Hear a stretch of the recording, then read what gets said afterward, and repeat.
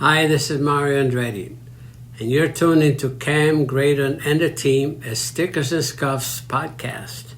They're true Canadian racing fans.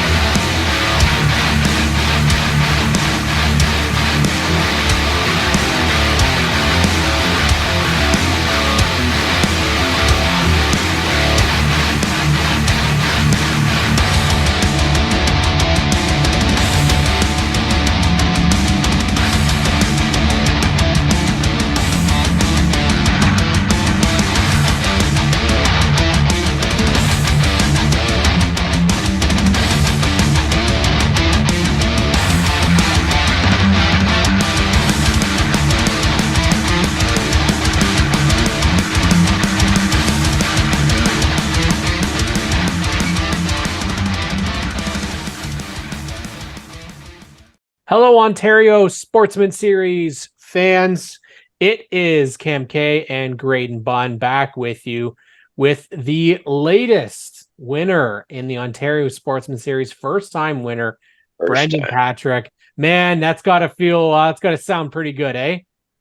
Yeah, it's a good feeling to finally be able to get it done. And it's been a while, man. Like you guys have had a tough couple of years, right?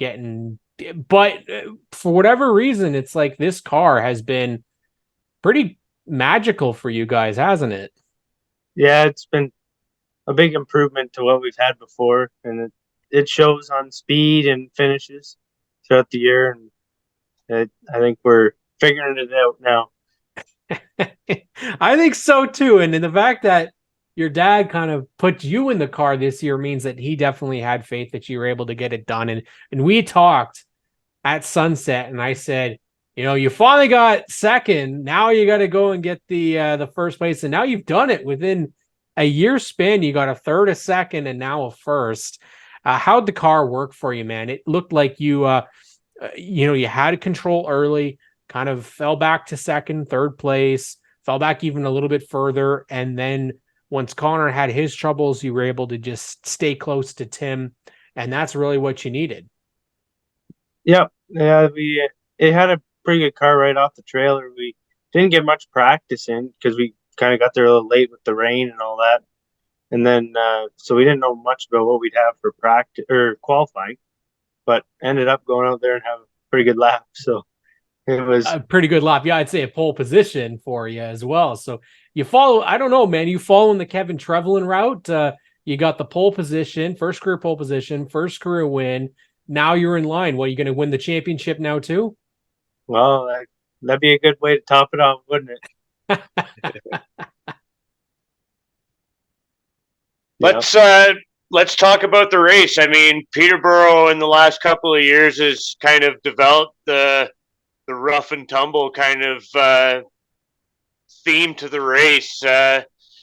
Take us through it, man. How did it go? Because it looked there wasn't very many straight cars left after that one.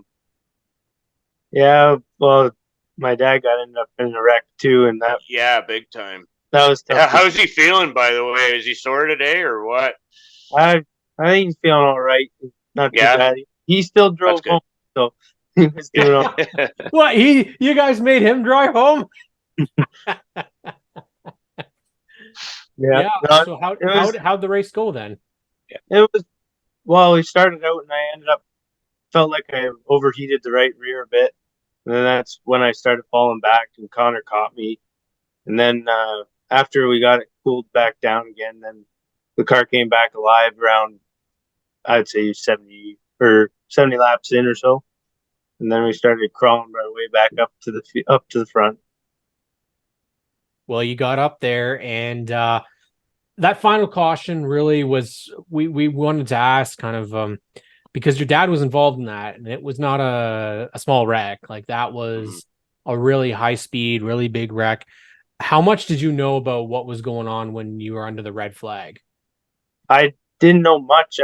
When we came around the corner where we stopped, I seen who it was, and I knew it was my dad. But I didn't know what severity it was to the car or anything or how it happened. But yeah, it's unfortunate, but we'll try to get it fixed for Barney. It's always a team effort trying to do stuff like that. That was a hard hit.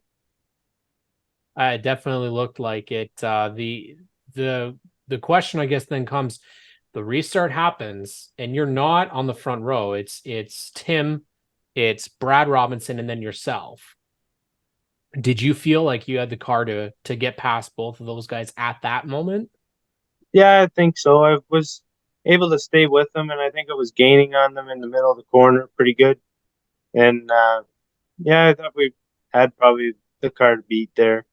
Just had to work around guys. But Well, we have to ask you about that too, because the move was made into turn number one, and there was contact. Is that how you planned the move, or was it unintentional? I would say it wasn't really intended to go that way. I was trying more or less to set him up to get him out of the corner, but it just didn't work out that way. So, are you expecting a little bit of payback? Well, if it happens, it happens, I guess, right? It's fair, I guess. Yep. That's the thing. I mean, I clearly have not been in like that context as a driver, but I mean, when you're under that helmet and you're going for like you just using Tim as the example, I mean, you're both equally hungry for a win, and I I feel like it's safe to say that there's a lot of people that would do just about anything to capture that win when there's so much riding on it. In the case of Tim, I can totally understand the fact like where he's been he's sniffing the win, he's right there, and then that gets taken from him. But at the same time, you're there to win too, and you're knocking down your first win with your first pole or with the pole award as well for the race. I mean, it's just a racing deal, right? Yeah, I would say it's kind of a product of hard racing throughout the field. Right. The field was pretty close, I thought, throughout the top 5 to 10. Like everybody was right there, and Yep. which is good for the series. Yeah, And it kind of like we said, sorry, Cam. Yeah, no, it But definitely like was. the complexion of that race kind of had like the I mean, I'm not saying that's just the way it had to go, but I mean, like everybody's like amped up and like wanting to get this done, and it's everybody's out of patience, fuses are short, and like you say, it's a product of that type of racing, and that win's dangling right there in front of you. You got to go get it. I'm pretty sure. Yeah, no, it's definitely trying everything you can to get to that win, right? Yeah, That's you're not trying to take the guy out to dinner after you're trying to beat him and and take that dinner away from him, right? yeah. No one really want to end up with anybody mad at you, but I I don't know. It's just product of hard racing in my eyes, and Yeah, it's hard to not let emotions get involved. I mean, you're gonna, depending on what side of that scenario you're in, it might be hard not to take it a little bit hard, like personally at first. But I mean, as Tim's a veteran racer, and it's not like he's not coming back, and it's just that competition thing where you got to shoot your shot and go for it. yeah, it's definitely got to give it all you can to win. You never know how many you'll get and how many chances you'll get, so That's try right. to take them all. That's definitely true, as you said. Like it's. I mean, I've been following this series for a couple of years now, and I know that you guys are not that far removed from being at the very back, being lapped multiple times in a race, and now all of a sudden, you guys are battling up there for wins. Was this the first win for Patrick Brothers Racing in the Ontario Sportsman? I believe it was, right, in the Ontario Sportsman Series, and first pole position. I mean, your dad was obviously close last year, finishing second in this race, but I mean, first win for you. You guys don't have a very big team, right? I mean, how many people are a part of this? Oh, we have friends and family. It's not a huge group, but it's all just a group of guys that we all work together to get cars ready to go to the track. And it's a good effort by everybody to just get to the track. That's always the most difficult part, is just getting there, and then the fun that gets to happen after that. You got a lot of great partners on the O2 this year. Really slick looking redesign for this Yeah. year. One of my Classically favorite looking. beautiful, I would say. Classically beautiful looking car. But you, and I mean, for yourself, after the hit that you took at Varney, I mean, I think it would have been questionable to see whether or not that car was going to be able to drive as it did previously. And you guys have come back and done that. And now unofficially, you guys will be up into the points battle, which is exciting, obviously, for you guys. And but you've got lots of great partners on that O2 car.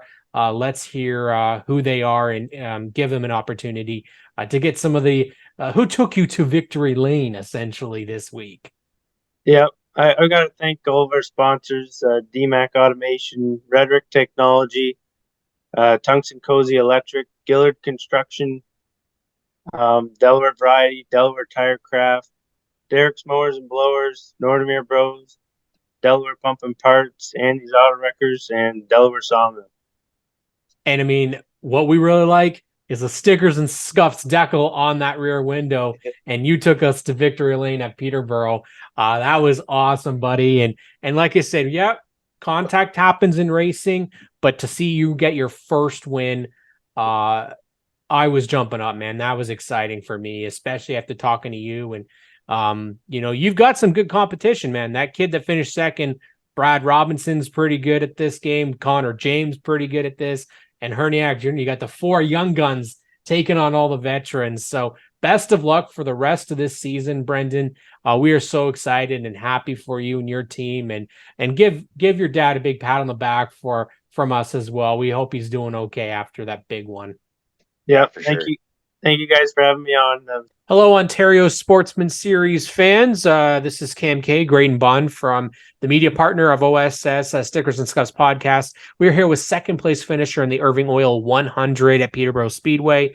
I guess it's a home track for him. The number 44 Muskoka Jet Ski Rentals, North Country Communications Chevrolet. Brad Robinson, you finally did it, man. You got a podium finish.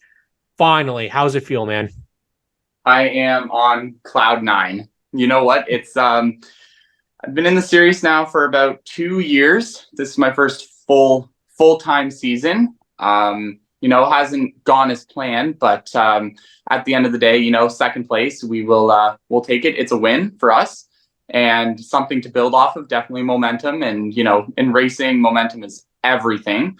Absolutely something to build off of and head to full throttle and see what we can do. It's been a bad year. Let's just get that out of the way for you. Mechanical Gremlins really has been kind of the big story. Yeah. For you. Mechanicals, any problems like that.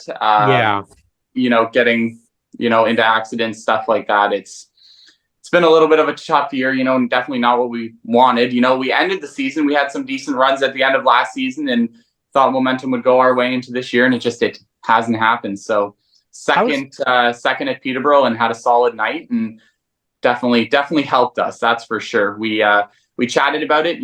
It was the midpoint in our season. We were struggling with some setup stuff, and we reset, and we're like, you want to know what? We're just going to go out. We're going to run our race, and we're going to have some fun. And that's what we did. And second place happened. And you've definitely been able to have a good run at Peterborough before. It happened last year. You were in second place, and then a mechanical issue happened.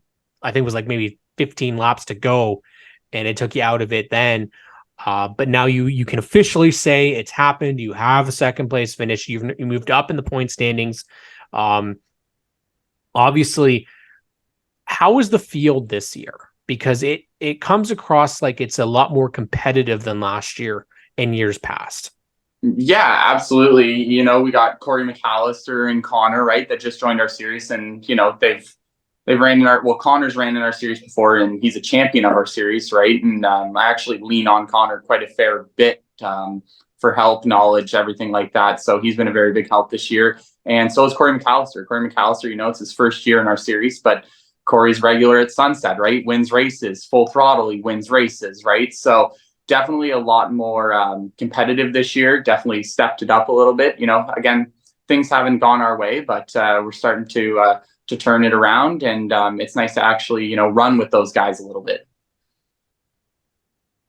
We might have to like coin a nickname, call you the mailman, because you kind of run between Cam and I with like some packages and stuff, but that's given you and I the opportunity to just kind of talk in the driveway as we're switching packages around and that sort of thing. And I know, like as you said, I mean, you looked at coming into this season with a huge amount of optimism, and now you finally, that luck is turned in your favor, and I know that means a lot to you personally, but what's that do for your mental state? I mean, that's got to put some spring in your step and make you look forward to the next one a little bit more than usual.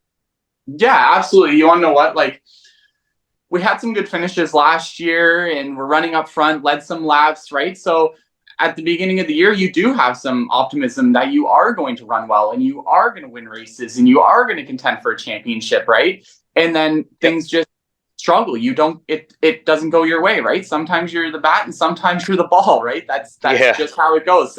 You know, racing is, I'm a firm believer in this, racing is 95% luck, right? And that is true. No matter how hard you try, sometimes stuff doesn't go your way.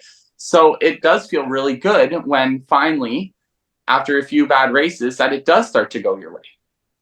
Yeah, and that's the thing is you can have the best laid plan going into a season, going into a race, but there's just so damn many variables that can go out of your control at any given point, from when you unload out of the trailer to when the checkered flag flies, if you see that, like if you see the checkered flag, right?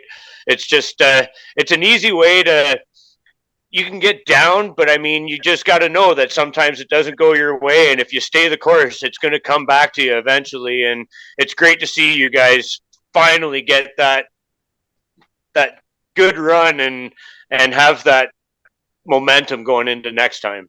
Yeah, it's like I told my team last night, like we're still the same team from last year, right? And you know, we just need to go out and run our race and do our thing. Yeah, absolutely. So you obviously got your second place nailed down. You're going to search for that first place. And obviously we're heading back to a couple places that you really like at Sunset Speedway. And of course, Full Throttle, which didn't have the best first race there this year, but you absolutely love that place. But you have some amazing partners that have come on your car this year, and you've actually expanded partnerships this season, which is fantastic news. So let's just give you a moment to shout out all those partners that got you to the racetrack and you got to show off on the podium yesterday. Yeah, absolutely. So Muskoka Jet Ski Rental, they've been one of my primary sponsors since the very beginning, still on the hood. Minnow and Courtney, I really appreciate their business. And then Melissa and Pat of North Country Communications, you know, halfway through the season. So I actually work with Melissa, which is Pat's wife. And long story short, I said, I don't know if we have enough funding to finish the rest of the season. And they stepped up, and I really appreciate them for that. And my worker at GM, they've sponsored me at the end of last year and to the beginning of this year. Junior's Tires, Paul Jr. and Senior have helped me quite a fair bit. Top Shops Auto Body, as well as Orbis. So I really appreciate them. We obviously love seeing success happen for new faces in the Ontario Sportsman Series. It was great, Irving Oil 100, your second place finisher, Brad Robinson. Congratulations, buddy. Thanks, guys.